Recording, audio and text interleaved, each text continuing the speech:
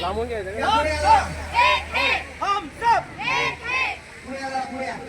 या इकडं माझ्याकडे पाण्याच्या डबक्यामध्ये लहानपणी खूप खेळले काय लोक होते आता ते पाय ठेवायला मागच भेट जात आहे.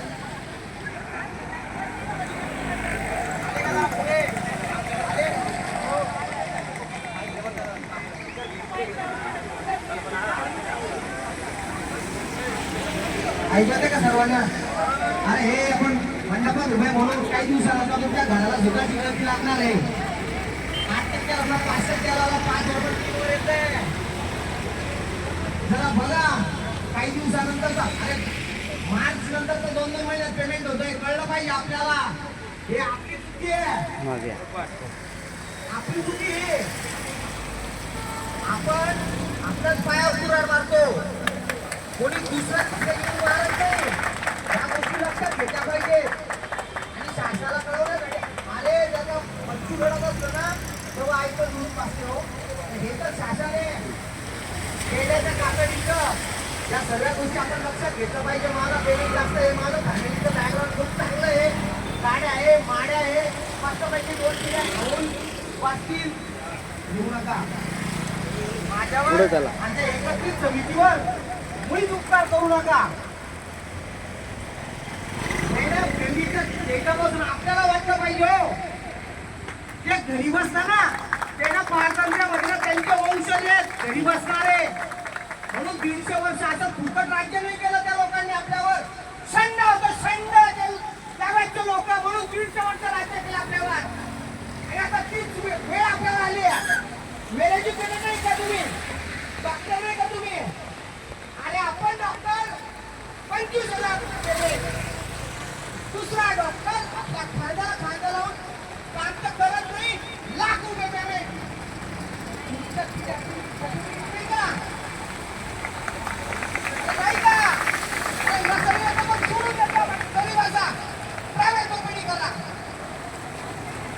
वाटलं पाहिजे आपल्याला आपल्या हक्कासाठी लढायला.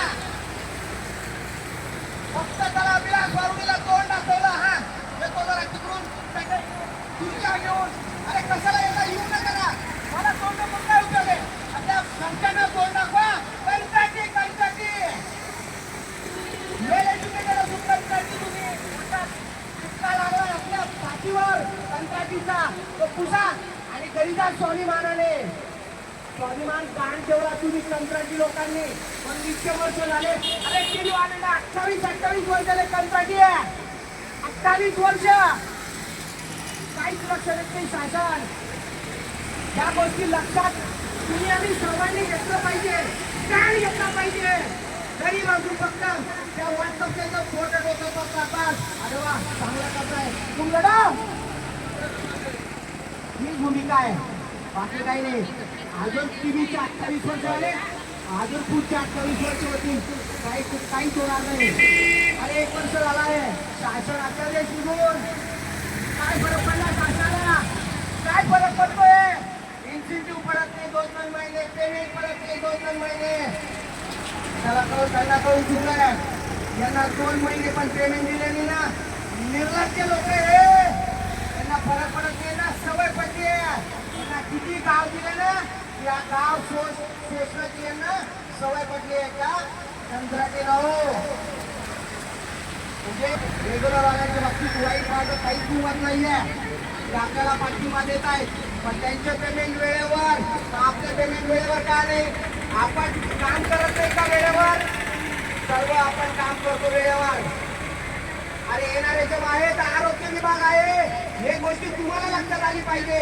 शासनाला ते लक्षात आहे पण आता कस घेत आहे. किती दिवस करताय?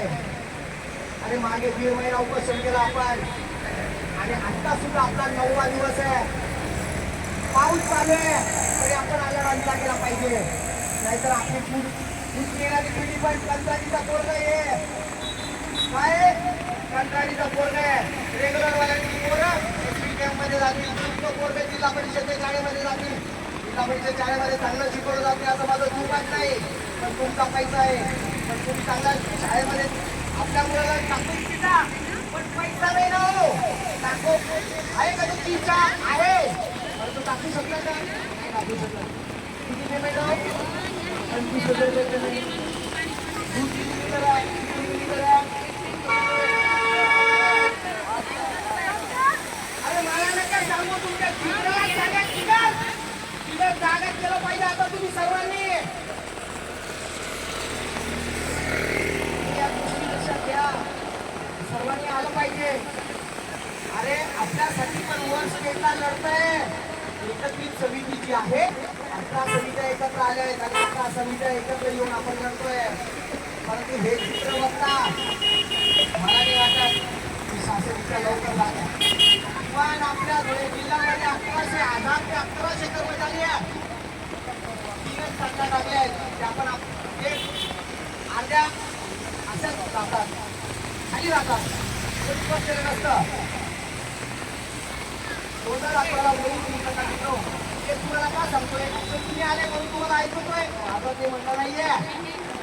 आपल्या सोबत येत असताना किमान 5 लोक आपण सोबत घेऊया आणि असे लोक आणा जे चांगले किती करायला आणि इकडे फक्त बिंगट वायकी करायला तर तुम्ही घेऊ नका.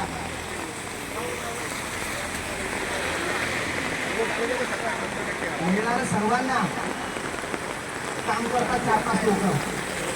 10 वाजेचा वेळ मिळून जातो, 12 वाजता येतात. मान्य तुम्ही दुसऱ्या तालुक्यामधून येत असाल, माझं त्याबद्दल चुकत नाहीये. यायला उशीर होतो, त्यांच्या बाबतीत काहीच म्हणणं नाहीये. पण बरेच लोक धुळ्यात जातात, 5 मिनिटाच्या अंतरावर राहतात. हो 5 मिनिटं चिरपूरचे लोक येतात आणि आमच्या फूड पॉईंट बाकीचे लागेल तुम्हाला. एवढं गौद्यापासून पावणे तिघे करायला एवढा वेळ नाही लागत तुम्हाला. अडचणी जमा नाही. तुमच्या कामाच्या वेळेस तुम्हाला पावणे 10 वाजता तुमचं सहमती जातं. बरोबर तुम्ही 10 वाजेला तुमच्या कार्यालयात जातात. वेळ लागतो तुम्हाला. तिथे बॉस बोलेल, ती भीती राहते. इथे अरे आपल्या मनाला घाबरलं पाहिजे. आपण नाही केलं तर एक काम राहणार नाही, एक काम कोणतरी करणार नाही. आपण काहीतरी काम केलं पाहिजे.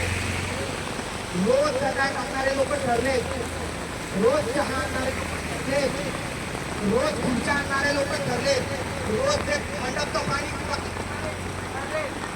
बाकी फक्त येतात बसतात. खरंच येऊ नका.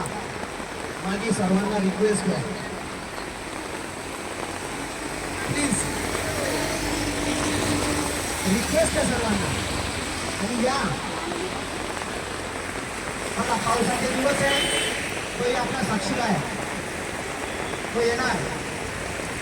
त्याने त्याचं काम केलं पाहिजे, तो करतोय. पण आपण आपलं काम नाही करत ना. असं म्हणतो उभा राहू का? अरे बसूनच आंदोलन झालं पाहिजे असं कोणी नाही. अरे उभं राहून पण आंदोलन करू शकतो आपण. मी सांगत होतो उद्यापासून सर्वांना खुर्च्या बसायला. 100 किलोमीटर दूरवरून आमच्या येणे भगिनी येतात. रोज 200 रुपयाची खिशाला चट्टी लावतात. पेमेंट कट होतं, खरंच 200 रुपये रोज. आपल्याला फक्त 10 रुपयाचं पेट्रोल धुळ्यात खर्च करायला काय इश्यू आहे? काय प्रॉब्लेम आहे? 10 रुपयाचं पेट्रोल सुद्धा लागत नाही तुम्हाला येऊन जाऊन.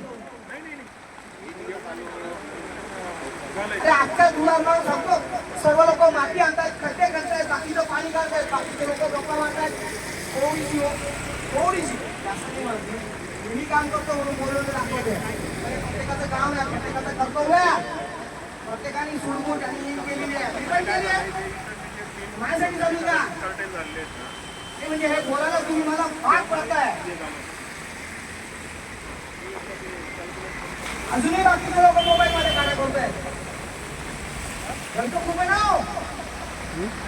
आपण खूप कमवतो. आमच्या गरज नाही आम्हाला. कोणाने म्हटलं पाहिजे ना माझ्या बापाने करून दिलंय. कोणाने असं नाही म्हटलं पाहिजे माझ्या आजोबांनी खूप करून ठेवलंय. त्याच्यामुळे तुम्ही बोलायला कमी नाही करणार. जरा आपण करू तर पुढच्या